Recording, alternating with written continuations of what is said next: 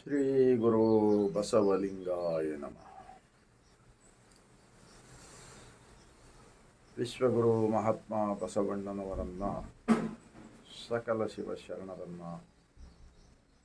ಎನ್ನ ಹೃದಯ ಮಂದಿರದಲ್ಲಿ ನೆನೆಯುತ್ತಾ, ಭಾರತೀಯರೆಲ್ಲರಿಗೂ ಬಸವನಾಡು, ಶರಣರ ನಾಡು, ಅನುಭವ ಮಂಟಪ, ಬಸವ ಕಲ್ಯಾಣದ ಭೂಮಿಯಿಂದ ಈ ಮುಂಜಾನೆಯ ಸಮಯದಲ್ಲಿ 150 ಕೋಟಿ ಭಾರತೀಯರಿಗೆ ಶರಣ.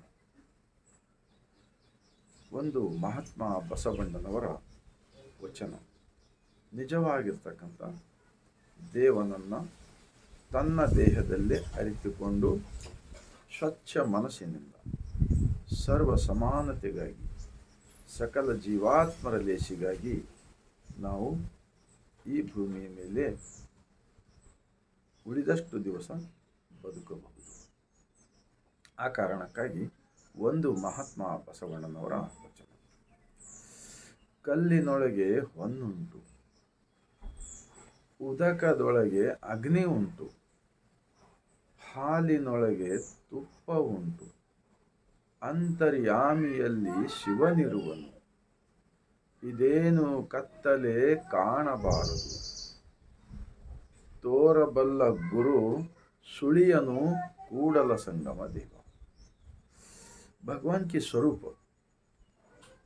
इतना क्लियरिटी दुनिया में अगर कोई तो दिखाया है तो 12वीं शताब्दी के अंदर बिज्जल राजे के जमाना में प्रधानमंत्री महात्मा बसवण्णा जी अनुभव मंटप में लिखा हुआ वचन होता है। इस वचन का भाव क्या होता है? कल्लिनೊಳಗೆ हन्नुंटु, पत्थर के अंदर ही सोना चांदी निकलता है। उदकदೊಳಗೆ अग्नि उंटु, पानी में ही अंगार है, ये करंट भी पानी से तैयार होता है। हालिनೊಳಗೆ ತುಪ್ಪ उंटु, दूध में ही से घी निकलता है, वो मेहनत करने के बाद मिलता है, चुप का चुप नहीं मिलता है।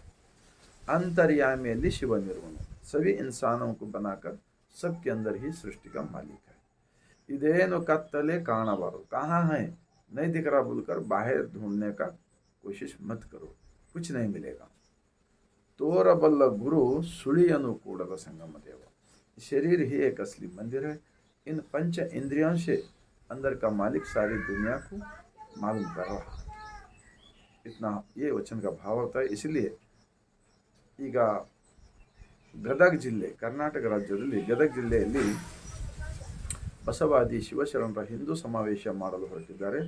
ಅದು ಬಸವಾದಿ ಶರಣರ ಇಂತಹ ಸತ್ಯದ ವಿಚಾರವನ್ನು ಕೆಡಿಸುವ ಸಲುವಾಗಿ ಅವರ ಪ್ರಯತ್ನ ನಡೀತಕ್ಕಂಥದ್ದು ಇವತ್ತು ಸಮಾಜದಲ್ಲಿ ಜನರು ಅರಿತುಕೊಳ್ಳುತ್ತಿದ್ದಾರೆ. ಆ ಕಾರಣಕ್ಕಾಗಿ ಇವತ್ತು ಸರ್ಕಾರ ಮಾನ್ಯತೆ, ಇಡೀ ಜಗತ್ತಿಗೆ ಮಾನ್ಯತೆ ಪಡೆದಿರ್ತಕ್ಕಂಥ ಅನುಭವ ಮಂಟಪದ ಸರ್ವ ಸಮಾನತೆ ಲಿಂಗಾಯತ ಧರ್ಮ ಇವತ್ತು ಕರ್ನಾಟಕ ಸಾಂಸ್ಕೃತಿಕ ನಾಯಕ ಅಂತೇಳಿ ಕರ್ನಾಟಕ ಸರ್ಕಾರದವರು ಕೂಡ ಘೋಷಣೆ ಮಾಡಿದ್ದಾರೆ. ಮುಂಬರುವ ದಿನಗಳಲ್ಲಿ ಇಡೀ ಭಾರತ ದೇಶ ಆಗಲಿ ಜಗತ್ತಿಗೆ ಬಸವಣ್ಣನವರ ಅನುಭವ ಮಂಟಪದ ಒಂದು ಜೀವಪರವಾಗಿರ್ತಕ್ಕಂಥ ವಿಚಾರಗಳು ಎಲ್ಲರಿಗೂ ಬೇಕಾಗಿವೆ.